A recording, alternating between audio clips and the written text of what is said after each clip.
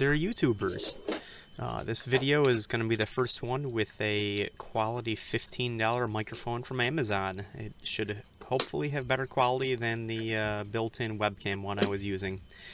In this video, I'll be showing you planting of some pepper plants for the spring of 2022.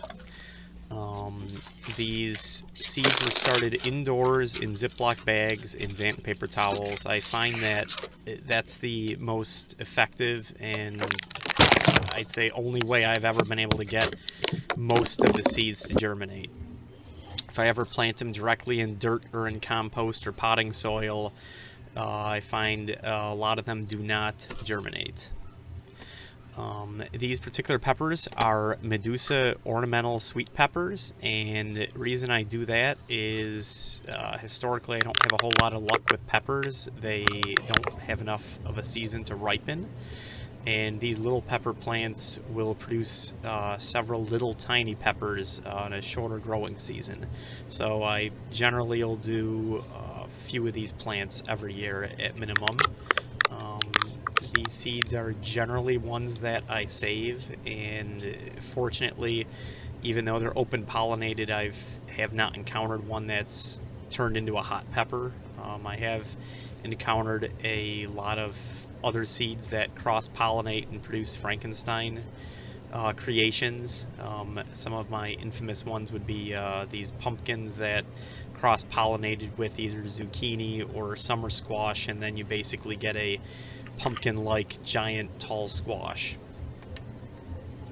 So you'll see that I'm carefully trying to pick the little plants that have germinated out of the paper towel. One of the things I find that I need to do is tear the paper towel. If you try pulling the root out of the paper towel, it usually is embedded and has gone all the way through the other side, and you end up killing the plant. So I carefully remove the ones that are loose, tear the paper towel up. I'll even leave a piece of that with the plant and bury it in the dirt. In this case, it's actually not even dirt. I use compost that was put through a screen. In my town, they have free compost that I either go and pick it up, or if I need it in bulk, which I did last season, you can pay a modest amount for them to actually deliver. You basically get an entire dump truck full, like 10 yards for like $50. I use that in the gardens, use that in my paths that I walk in the woods behind my house. Anything to get into nature I find is relaxing rather than sitting at a cubicle all day or locked in your home office all day.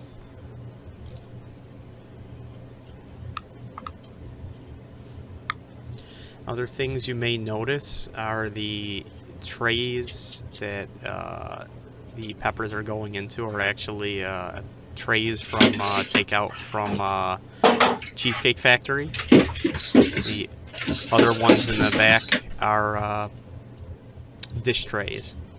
And one of the things you also see here is the way in which I'm watering these. Is I've got the little pump up sprayer from, I think this one's from Amazon for like 12 bucks. 1.5 gallon or 1 gallon one. It's a lot easier than trying to reach under the lamps with either a cup or some pot to water them.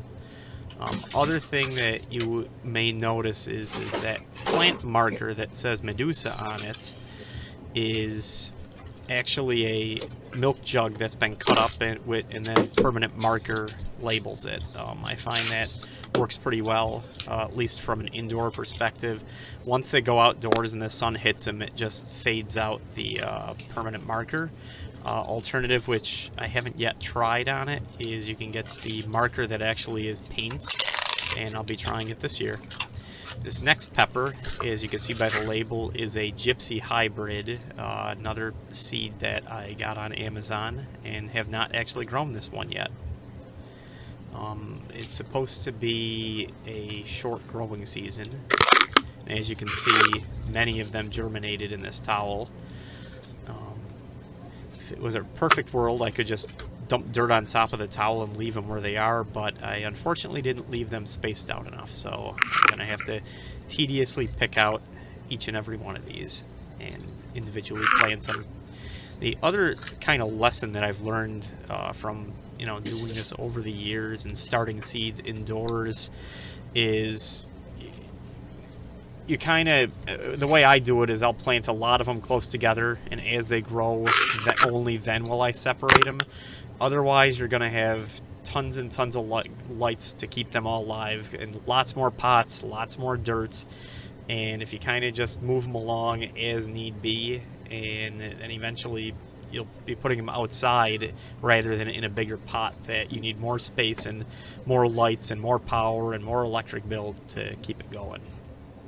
And little note on the lights, they are LED lights. They are not actually grow lights, but they are LED lights, and they're in T8 light fixtures. So the LED lights basically are all in one. Inside of them, they've got the transformers that keep all the LEDs lit off of 110 volts. It steps it down to whatever voltage they need, probably 12 volts or so. And that's basically you take the ballast out of it and wire the voltage directly to the end. It's just follow the directions if you're going to do it yourself. And I think those use significantly lower watts. The T8s, I believe, use 32 watts, and those are like the long, narrow fluorescent lamps you have in office buildings. I think these probably use like half of that, or at least around that ballpark. There are some disadvantages to it, however. The lettuce, although it looks pretty nice there, I'm confident from previous years, if I actually had the T8 light fixtures, or even I think it's T10s, the bigger ones, or T12s, they generate more heat because they use more power. And in my basement, it's unheated. It's probably 55 degrees down there, maybe 60. So the extra heat helps the plants actually stay warm, although they won't necessarily put out more lighting. So if you got T8s, they'll work. If you have T12s, they'll work. I actually have probably at least pictures, maybe even some older footage from a decade ago using the T12s, which is what I had, and that's why I used them. The T8s I used for years were actually picked out of a dumpster. Some restaurant that was being renovated threw them out, and ballast, even at least back then, ballast would probably run you $10-20 a ballast, so I was quite excited to scrounge them.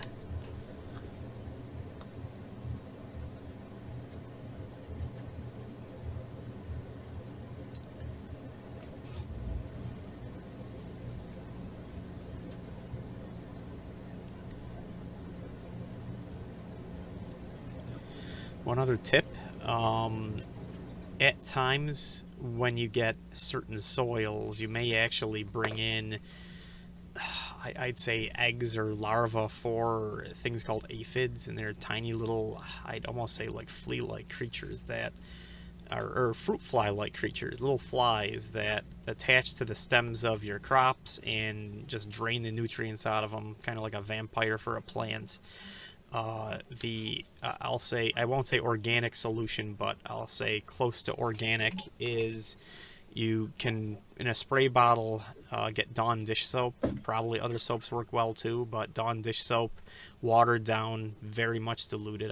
I'd say something like a tablespoon for a gallon, and you can, at least I've sprayed it on my lettuce plants and such, and managed to at least control the aphids. You can also on Amazon get some little sticky pads that I've had a lot of luck with too. I don't know if they just happen to walk on them or if it attracts them from some scent that they have on them, but those I've had some luck with. Knock on wood, I have not had any aphids this year, and I've been growing the lettuce probably since October or November.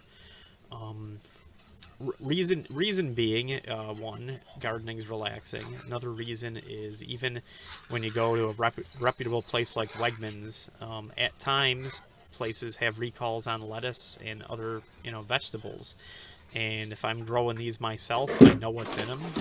Even if you buy organic at stores, organic doesn't necessarily mean there's no pesticides on them. It just means that there's organically made pesticides, which could be just as bad. So my plants are basically grown in compost. I don't use dirt, don't use potting soil, just the free compost.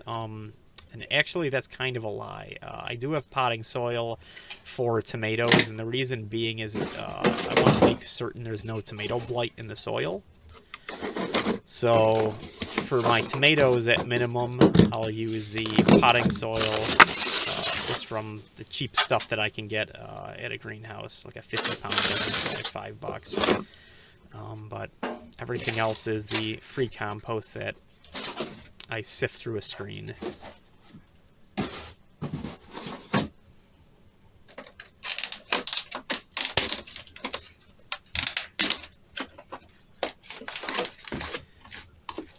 Now you're going to see me very awkwardly with dull scissors trying to actually trim the tops off what was probably grapes or a different fruit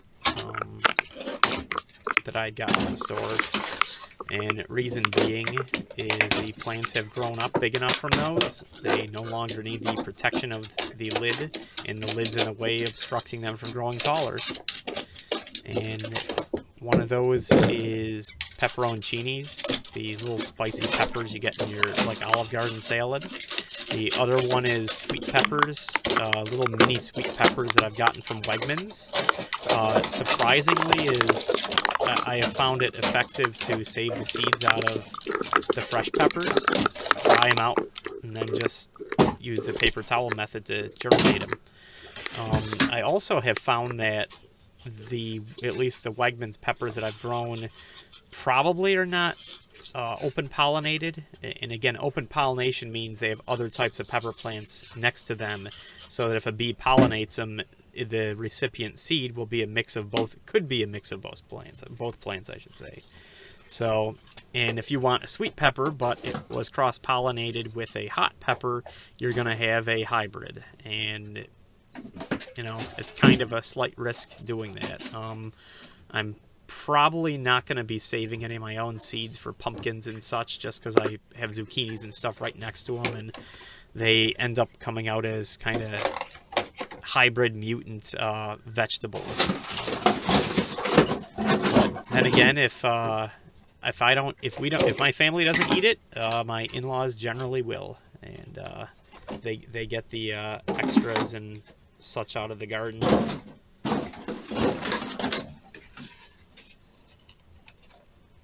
And you can see I'm trying to cover them up with some other grape containers and tomato. And right now I'm just showing you the quality Amazon, very cheap 1.25 gallon pump that I use to water them.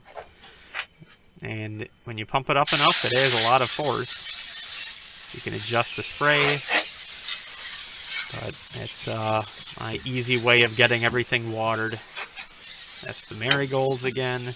Some other lettuces in the back. The two containers on the left are newer than the third one, which is kind of getting crunchy and still edible, still okay. Not that bitter yet. But that's the El Cheapo from the Amazon. $10 or something. 10 or 15 bucks.